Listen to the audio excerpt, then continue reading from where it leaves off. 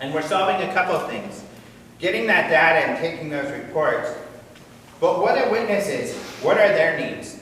You don't have to raise your hand because a lot of people get embarrassed, but if you've seen a UFO, maybe you would identify with this, which is a lot of people feel like, who do I tell?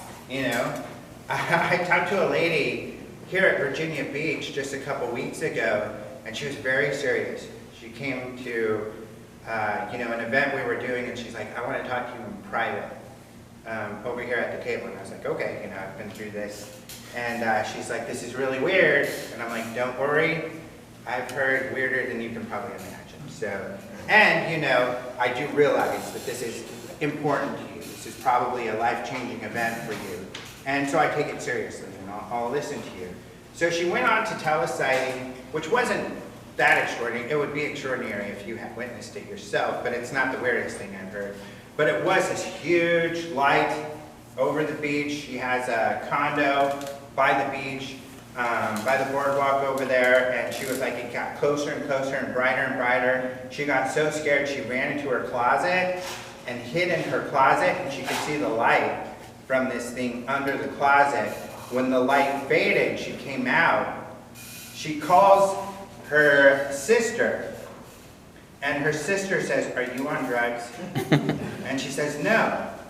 And her sister didn't take her seriously. Her daughter then comes over with a drug test and says, I want you to take this test, Mom. And you can imagine how her mom felt. She's a business owner. She doesn't have a history of drug use. She was devastated. She was really, really hurt. That was more traumatic to her than the experience that she had. She took the drug test begrudgingly. And then, her daughter started crying and saying, I'm sorry, and took her seriously. And then actually was willing to listen to her. But you can imagine, the weirdness of the experience, let alone what happened with her family. It was a very traumatic event for her. And what did she want? She didn't want to report it. She just wanted to share it with someone. And that was it. She's like, I've never told anybody. I just wanted to share my story. Now I feel like better and I can move on. So who do you tell? It's hard to tell anybody. And maybe your family won't react like that, but you feel like they might, so you won't. I know a guy who, in the Navy, had sightings. He was on the D line. I'll tell the story really quick, because it is an interesting one. So in the 50s, these were the ships that were, up like near Canada, that were close to Russian waters to keep an eye on what the Russians were doing. He was in charge of the radar system. At the time, they had just enhanced the radar so he could see further. They were getting weird readings. So they would call him up. Carter was his name, Franklin Carter. And he would get up there, check the radar system, and it was fine. But he kept getting these calls, and they started calling him Carter's contacts. We got another Carter's contact. So he would go up, check the radar system, it's fine. They had the engineers come, look at it, everything was okay with the radar system. They actually eventually just decided their solution was, let's gear this thing back a little so it just can't see up in the sky, since that's where you're looking at anyway. So that was their solution to the problem. But later on, he asked, his colleagues, aren't you getting these things? And they say, yeah, but we're not stupid enough to report them. There was that whole thing. They were too embarrassed. They weren't reporting them. But he never told his brothers about that event until just fairly recently, now that he's in his 70s. And because he was too embarrassed. So he finally was brave enough to tell his brothers. And one of his brothers was like, oh my gosh, I've seen a UFO too. And they were very receptive, and it was an emotional moment for him. He gave them hugs because he felt, he was all alone when he could have told his brothers back when it happened and had this support. So that's how people react. So they need a place that will take them seriously and listen to their stories, and a place where they can go find out, has this happened to anybody else? What other sightings are in this area during that time? Did there other people who saw what I saw? Or are there other people seeing the types of things that I've experienced? Why Enigma? The difference is that we're a data and community platform dedicated to this, where we can solve those kind of needs that we were just talking about. frictionless place for reporting, so we have an app that we'll let you all look at and get your hands on. And if you have an Apple, you can download it. If you have an Android, we'll have it out soon, and we'll let you know when that gets out. But making it super easy for people to report, not just report easily, but anonymously if they choose to. Because some people don't want their name on there, so anonymous is fine. Also, we run machine learning over these cases, so we use AI to help grade these cases. Why do we do that? That's really for the science and research side. Because scientists, if you got 1,000 reports, and it holds true that only 10% of those are actually truly anomalous, you don't want them spending their time on the rest that are just, nothing to be looking at. If we run AI using the same parameters that scientists use when they are scrubbing their databases, then we can very quickly determine what are the good cases that they can spend their time on to write their research papers. And then finally, and which is the most important, is that we've got the money and we've got a team of experts to be able to maintain and upgrade our database. And that's actually pretty hard. With MUFON, that was the hardest thing. We're a nonprofit, volunteer. Some guy set up a database for us. We don't even have anybody to maintain it, So that's what's great. You need that team, not just to maintain it, but to upgrade it and to add features when users need those features. So that's what we're doing. This is kind of what it looks like. When you open it up, you have, this is just the United States, but all over the world, sightings that have been seen. These orange ones are the most recent ones. The most recent actually glow. These big ones are important cases. So if you were to look at Iran, you would see that Iran, the Tehran case. If you were to look at Peru, you'd see that one. And when you click on it, like the Nimitz case here, you would be able to see the details, what it looked like, some videos, and also the report, like a whole article on that sighting that has further links to the official documents that have been written. And then, on just your normal sighting, you'll have the shape, and the details that we've gotten from the people who have recorded them.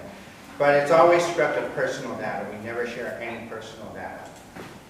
So that's the app and what it looks like and what we're doing. The other thing we're doing, and this is the first time we're doing it, is trying to create kind of some local groups to kind of get engaged and to help explore this with us, but also to keep an eye on your area to see what's going on. Why Virginia? It was already announced by Aero and the Pentagon that, we've been part of this. We've gone to brief NASA on what we're doing, and during that, Aero said they are partnering with us and we're working together on how to help them with their efforts, specifically on looking at high-value areas, so in other words, areas that have a particular, where there's more secure airspace, such as Virginia, where you have the largest Navy base, and there's lots of training and exercises going on. And where, the Roosevelt had their sightings. So that's why we're keeping a particular eye on this place, and we'll look at other places. We've done some of this sort of work in San Diego, where, of course, the Nimitz situation happened, but also is where the second and third largest Navy bases are. But some of the ideas and the things that we could work on together, this is kind of fun, and it's kind of a burgeoning area, which is setting up camera systems. So right now, you could download some software, even use your webcam, point it out your window, and you can have like a tracking system like this, where it will track everything it sees out of your window. Not only that, it's smart enough to tag this as an airplane or a bird, so that you don't look at the airplane and bird videos, you just look at the weird ones. And then if there is a weird one, you can upload that to the app, so everybody else can see it, and then we can start to be even better at being able to watch the sky and correlate some of this data. But this is just an example. We also want to build a community. We've got a Facebook group just for Virginia that we've created that will send you out an email to invite you to join that if you want. Not everybody's on Facebook, we get that. But if you are, you can join that and we can start to communicate. I like that. I think it was clever that it shows a picture. You guys probably know. It's Community, the TV show. Hopefully we won't be as goofy as them. But They're pretty funny. But other aspects going out, a lot of people, a lot of the reports received, people were like, oh, I was out on a walk, or I was hiking, or I was outdoors. So those type of activities, sky watching activities, you know, going out there and keeping an eye on the sky, going out at night. We have FLIR experts and otherwise also where we can come join and talk about equipment and let you use equipment to be able to look at stuff. What's great about night vision is that you can see a lot more stars, and I've had some weird sightings with night vision. So that's what we want to encourage. You can download the app, but you know, if some of you would be wanting to join a community like this, or at least participate or be kept up to speed, we would love to work with you and keep in contact and start to build a community and start to get together and do some fun stuff like this to keep an eye on the sky and track some data and get some data where we can start to figure out what's going on, get that data to researchers, to scientists, hopefully even to NASA, and start to figure this out. So it's a real exciting time, and I know some people are like, well, we already know so much from anecdotal information, and we do, but the next step is to prove it. The next step is to get those papers written, is to do the science, which is hard. But when you prove something scientifically, once we get that first case where NASA's like, we cannot explain this, you know, here are the reasons that we don't think it's a propulsion that we're aware of, you know, that's going to be a shocking moment. That's when it's real that, you know, there are across and undeniable that there's something going on here that nobody can explain. And that's, I think, when we really have that moment that changes our worldview and gets us really moving in the right direction to figure out what's going on. Because some of you may have some exotic ideas of what might be happening. What if we can prove that, you know? And we're at a place where the right people are looking to do just that. And so that's why we're doing what we're doing. So I would love to answer any questions that you all have, but that's what we're up to.